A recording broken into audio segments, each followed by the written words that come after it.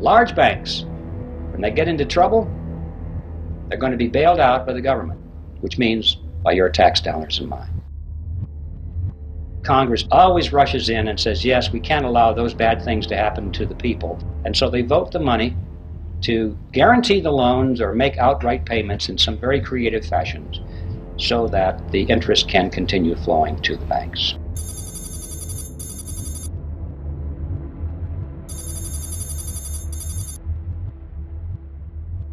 In February 1995, the Clinton administration proposed sweeping changes in the nation's banking system. It would repeal several federal restrictions, including the Depression-era Glass-Steagall Act, which forbids banks from underwriting securities or selling insurance.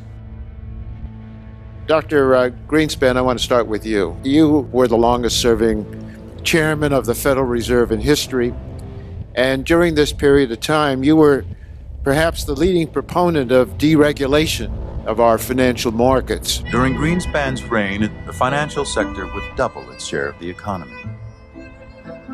Companies that once sold products would now sell loans, and firms that had once worked in service to their clients would now make enormous profits trading for themselves, engineering ever more exotic financial products like derivatives, which, unlike traditional assets, were bought and sold in secret, left completely unregulated.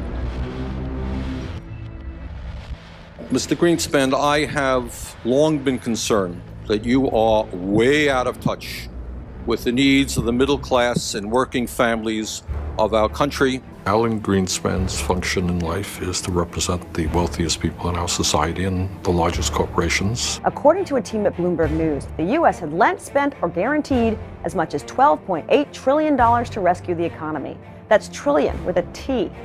The Bloomberg reporters have been following that money. Bob Ivry. You have the most powerful institutions in America lending and guaranteeing trillions of taxpayer money and not telling us why or how or where or who's getting it. The Bush administration and the Obama administration did not want to give this information over as to how much they had helped the banks. The great injustice of the banks getting huge payouts.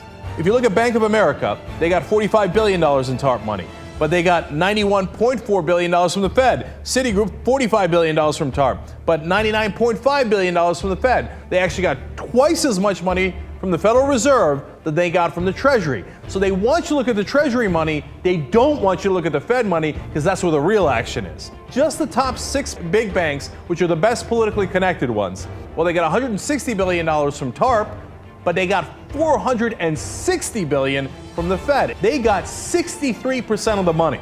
So if you're politically connected, you got 63% of the booty. This crash that they started, that they caused, didn't hurt them at all. It wound up helping them. Why? Because they captured the government. Those loans, in fact, wound up making them billions of dollars in free money. And we get nothing. 3 out of the 4 largest financial institutions are nearly 80% bigger than before we bailed them out because they were too big to fail. Solution. We need to reinstate the banking laws recently lobbied away that prevent the banks from taking advantage of the American citizens' money.